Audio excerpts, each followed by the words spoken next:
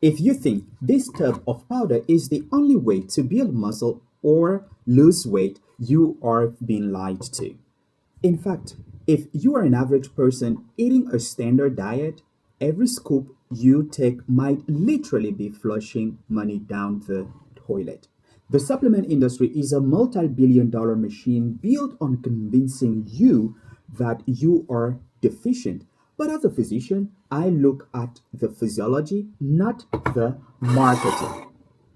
I am Dr. Ngoundi, a medical doctor, and on this channel, we look at evidence based insight on fitness, health, and nutrition. Today, I'm going to reveal the medical truth about protein powder, who actually needs it, who is wasting their cash, and the hidden side effects like kidney strain and acne that nobody seems not to talk about. First, let's look at the numbers.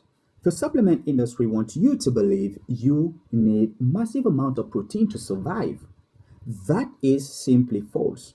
The recommended dietary allowance or RDA for a sedentary adult is just zero point 0.8 gram per kilogram of body weight, which means that for a 70 kg person, that is only 56 grams of protein a day.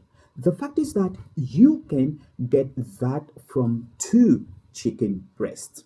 Now, I know you aren't here just to survive. You want to thrive, build muscle, or age well. The research is detailed here too.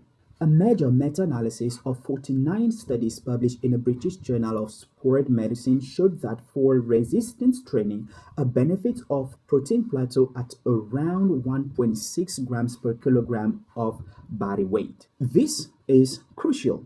Once you hit that 1.6 gram mark, eating more protein does not translate to more muscles.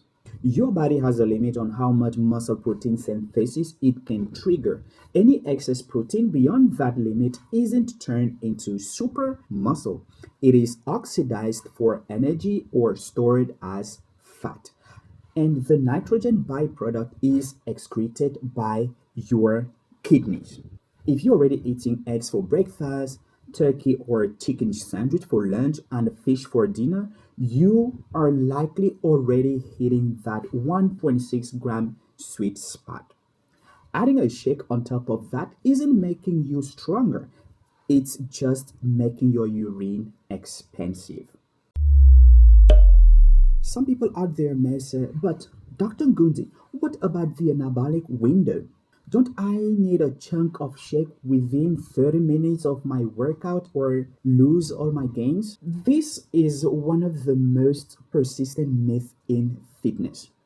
Scientifically, this window is much larger than 30 minutes. In fact, research clearly shows that total daily protein intake matters far more than timing. As long as you are getting enough protein across the day, your body will repair and build muscle effectively. You don't need to rush to the locker room to drink a processed shake. A solid meal with real food an hour or two later works just as well. Talking about these processed shakes makes me move to segment three, which is the medical risks. Now, we need to discuss safety here because protein powder is not just food, it is a processed concentration of amino acid. Let's talk about kidneys. If you have healthy kidneys, a high protein diet is generally safe. Your kidney will experience something called hyperfiltration. That means that they work harder to filter out urea, a byproduct of protein metabolism. For healthy organs, this is simply an adaptation, not damaged. However, and this is a big however, if you have pre existing kidney issues or silent kidney disease, which many people have without knowing, overloading your system with 200 grams of protein a day can accelerate kidney damage. And by the way, there is a video I made talking about the three kidney warning signs people always ignore. Consider watching it to know if your kidneys are failing. Now, let's continue.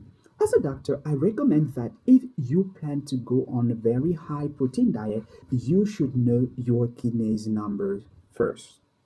And there is also a side effect dermatologists see constantly, which is called whey protein acne.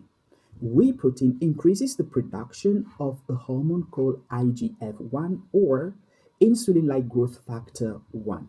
This can overstimulate oil production in your skin.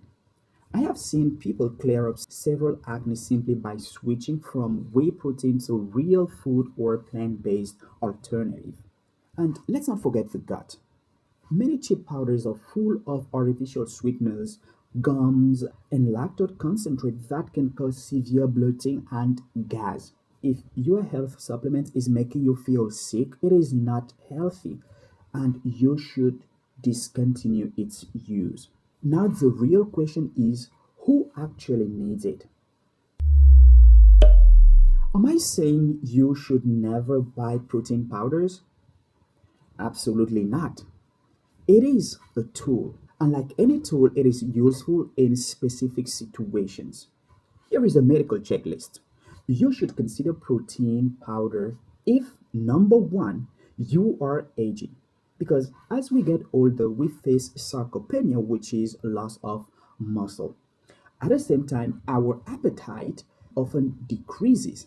If you are over 60 and struggle to chew enough steak or eat enough egg to maintain muscle mass, a shake is an excellent medical intervention to keep you frail free.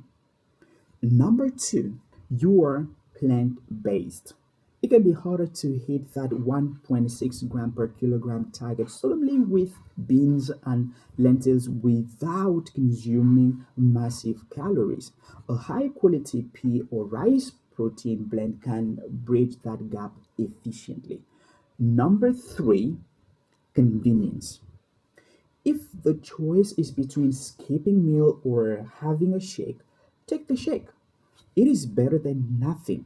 But never trick yourself into thinking that powder is better than the whole food. Because whole food contains the food matrix, which includes fibers, micronutrients, and a satiety signal that powders lack. So, to conclude this, we can say that the medical truth is simple. Protein powder is a supplement, not a requirement. You must prioritize real food first. Save your money on the expensive tubs unless you fall into those specific categories I mentioned. If you want to know what happens when you fast for 24 hours, click on this video. And if you are interested in showing what happens to your body when you quit sugar for 30 days, click on this video right here. Make sure you subscribe so that you don't miss out on our next video. I am Dr. Ngoundi. Thanks for watching, and I will see you in the next video.